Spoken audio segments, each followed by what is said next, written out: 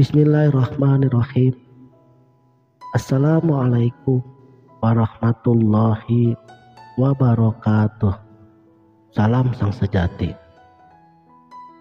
Adanya ego atau nafsu keakuan karena kita telah melupakan diri kita sendiri, karena kita tidak ingat siapa diri kita yang sesungguhnya.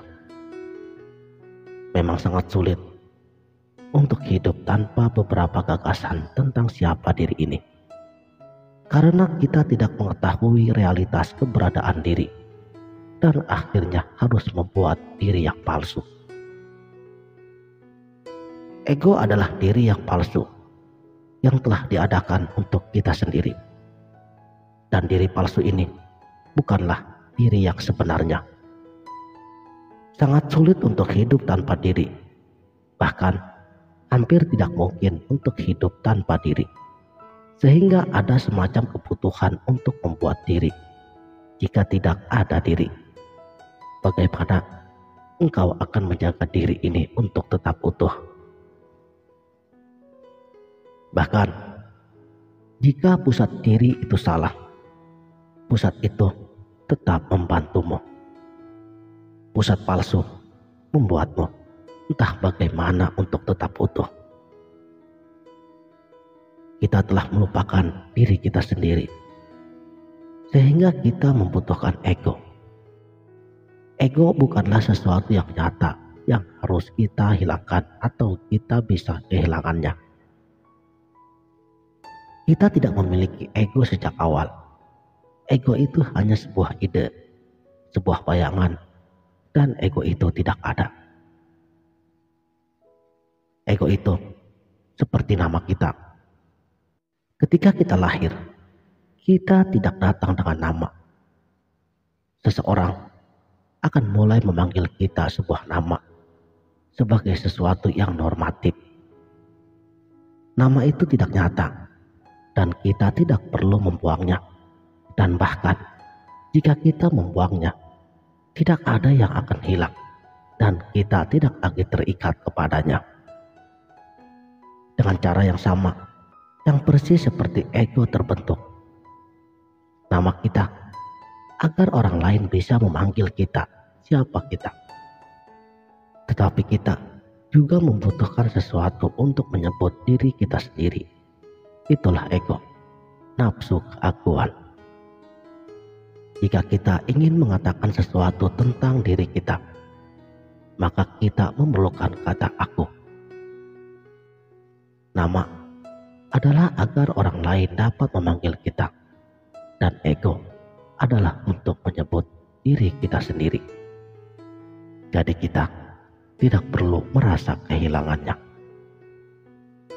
Yang diperlukan hanyalah memahami mengapa aku ini menjadi begitu penting, begitu signifikan, begitu sentral dan substansial.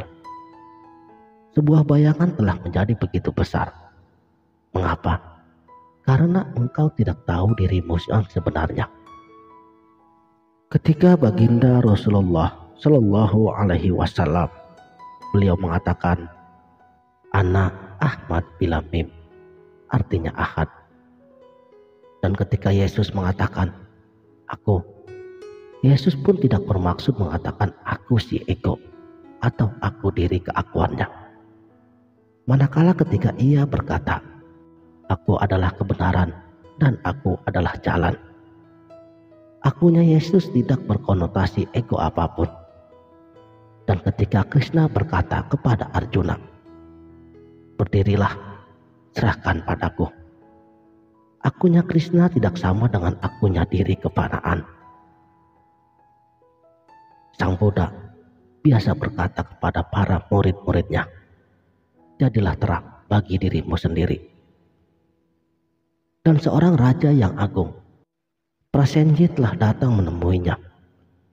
Dia melihat banyak sannyasin datang bersujud kepada Buddha dan berkata, "Aku menyerahkan diri ke kaki Buddha."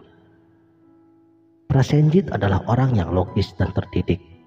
Dia sedikit bingung dan dia bertanya kepada Buddha, "Maaf Tuhan, engkau berkata kepada orang-orang jadilah terang bagi dirimu sendiri. Tetapi ketika mereka menyerahkan diri kepadamu dan menyentuh kakimu, engkau tidak mencegahnya. Ini tidak logis, ini kontradiktif.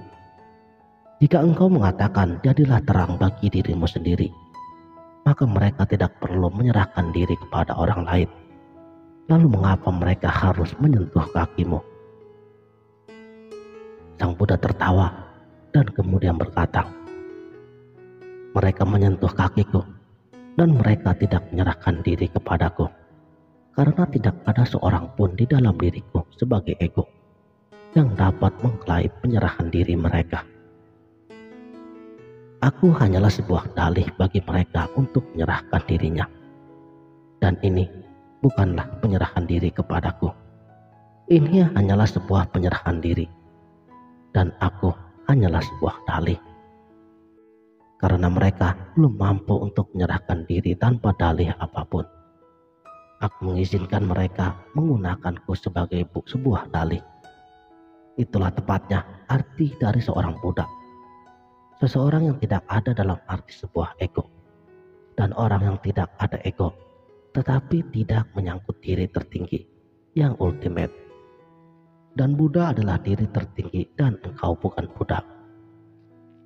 Ego adalah ide tentang diri yang palsu, dan itu diperlukan karena diri yang sebenarnya tidak diketahui.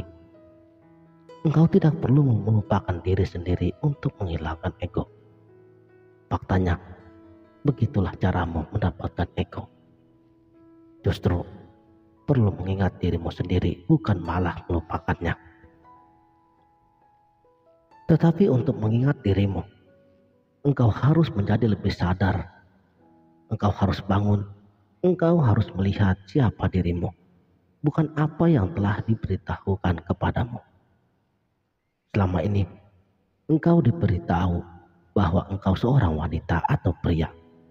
Dirimu bukanlah apa yang telah diberitahukan kepadamu. Engkau harus masuk dalam dirimu, ke inti terdalammu, dan melihat siapa dirimu. Dalam penglihatan dan ingatan, ego menghilang ketika cahaya datang, kegelapan menghilang. Ketika diri sejati diingat, maka yang tidak nyata, diri yang palsu atau ego tidak lagi diperlukan. Bukan berarti engkau harus membuangnya, karena ego itu sama sekali tidak ada. Tetapi kita hidup dalam ego, dan dengan segala cara yang mungkin kita terus mencari alat peraga baru untuk ego itu. Dalam setiap tindakan, kita terus memeliharanya. Bahkan dalam tindakan yang bukan engkau pelakunya, engkau terus mengklaim bahwa engkaulah yang melakukannya. Ego selalu ada dalam setiap situasi. Ia tidak akan melewatkan situasi apapun untuk memberi makan dirinya sendiri, untuk memperkuat dirinya sendiri. Makanya, berhentilah memberi makan kepada ego. Itu adalah hal pertama yang harus dilakukan.